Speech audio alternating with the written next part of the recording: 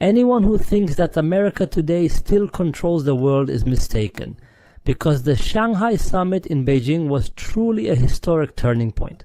China, Russia, and India agreed on what no one expected, the end of the dollar era, and even more than that today. In China, there are more than 26 heads of state present today in China, and they are declaring with one voice, it is time to activate the new multipolar world order, and we are truly living the greatest geopolitical shift of the 21st century. But the question is, how will US President Trump respond? Because today America is facing only two options: either engage in a major nuclear war or completely lose its dominance over the world. All this and more we will discuss in detail today. Stay with us.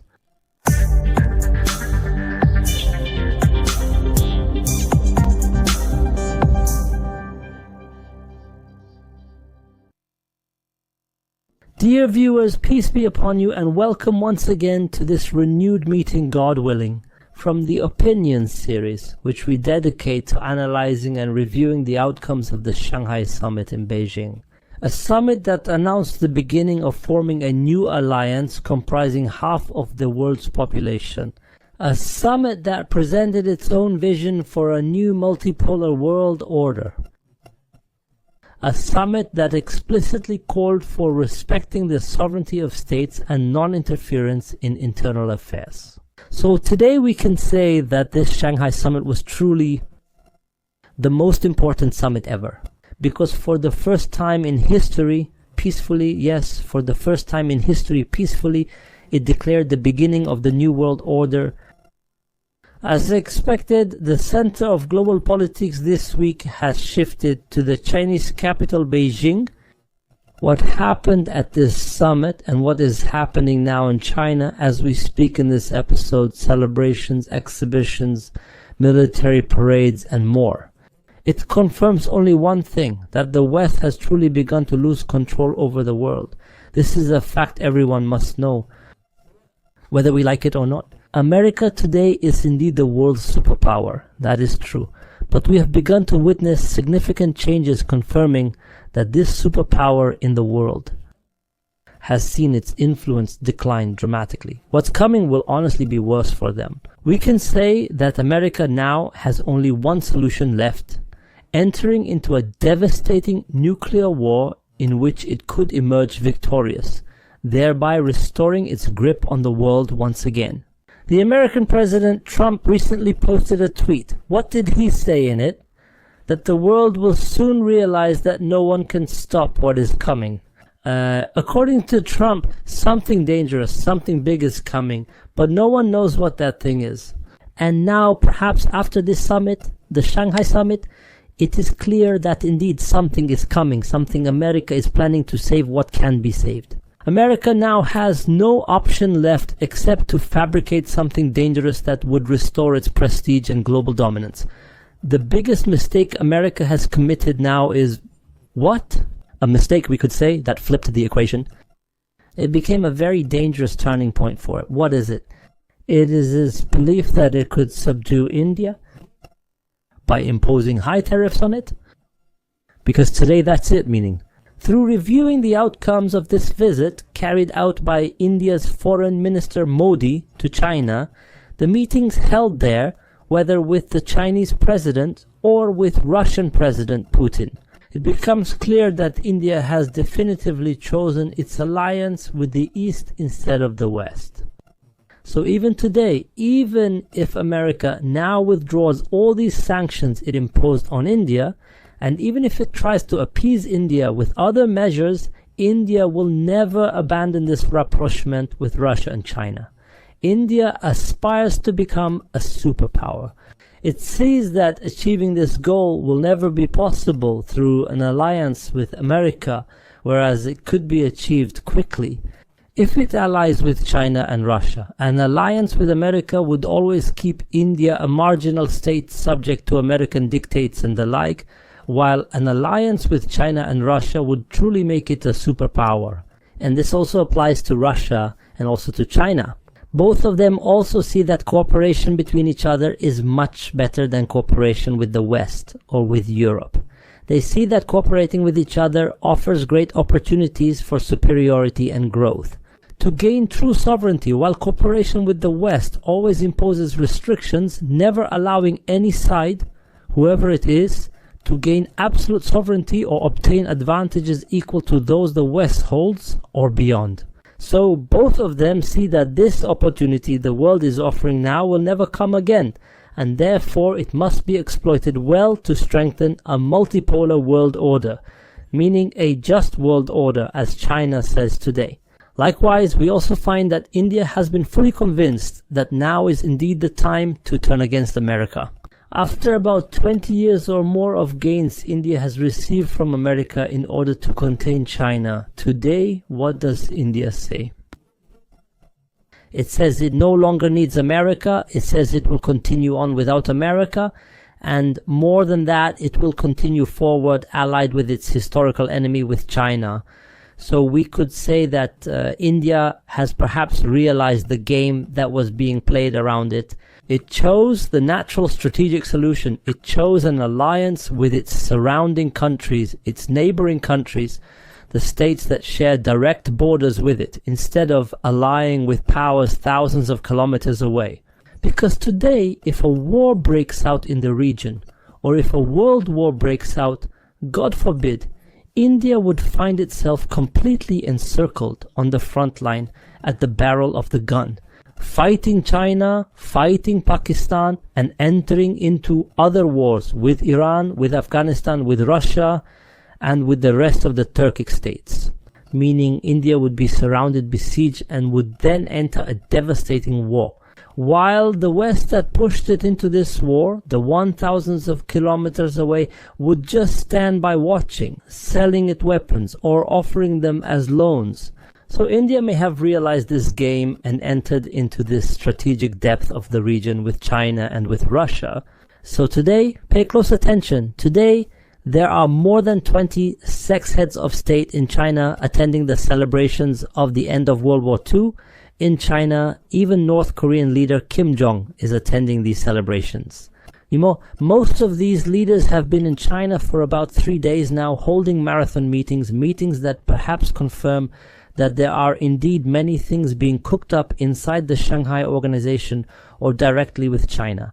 So today there are celebrations. There is a huge military parade. In this military parade, China has for the first time revealed its latest weapons and military technologies it has reached. And who will it showcase them to? To all these leaders. Some say there is a dangerous weapon that China will unveil during this parade. The important thing is that despite all these, the 26 leaders now present in China, they have disputes among each other, border disputes, perhaps ideological differences, perhaps economic disputes or others. Yet today they all agree on one thing. They agree that the world must be multipolar. Countries must have sovereignty. These countries must guarantee sovereignty. So today, if we review the most important outcomes of this Shanghai summit, what do we find? We find that they decided to establish a development bank specific to the Shanghai organization. This bank, similar to the one recently established in BRICS, and we find they also decided to establish a unified payment system. So the Shanghai organization is now seeking to create an alternative financial system, similar to what BRICS did, so as to completely eliminate the US dollar in every commercial transaction between these countries. And pay close attention, we are talking about countries that represent half of the world's population. We are talking about China, Russia, India, Pakistan, Iran, Belarus, Kazakhstan, Tajikistan, Uzbekistan, Kyrgyzstan, and also partner countries of the Shanghai organization such as Saudi Arabia, the UAE, Turkey, Egypt, Azerbaijan, and note that they are Muslim countries. Meaning all of them will trade with each other or with members of this organization in local currencies instead of the US dollar. And add to them also the BRICS countries affiliated with the new development bank, the BRICS bank, such as Brazil, South Africa, Algeria, meaning all of them will trade with each other in local currencies instead of the dollar. This counts as a severe blow, a painful strike indeed to America. And this is just the beginning, because the entire world in the coming years will fully move in this direction, relying on local currencies in international trade. We will buy products from you with dirhams, and then with those dirhams you have, buy from us the products we have, and this way currency exchange happens today. Some say that the volume of trade exchange between the Shanghai organization is weak, not exceeding $400 billion annually. They say it will not have a major impact on the US dollar, but what does the Chinese president say here? What does he say in this regard? He said that this figure of $400 billion will rise to more than $2.5 trillion. When trade in local currencies begins among these countries, when a unified payment system is implemented among them, all these countries will buy products from one another in local currencies, instead of buying them in dollars from other countries. This is extremely serious for America. Today, it is very important to understand that when we talk about this organization, the Shanghai organization or BRICS or any other entity established outside the scope of the West, everyone must know it was created in a world where there was no real alternative to the West, no real alternative to America. If we spoke just 4 years ago, or 10 years ago, pardon me, no one would have believed that global politics could reach this level because the West controlled everything. The United Nations, all financial institutions, and the global economy. Any country that appeared on the scene as if it would take steps against the dollar or against this system built by America would immediately find missiles over its head. That happened with Saddam, it happened with Gaddafi, with various Latin American leaders and others.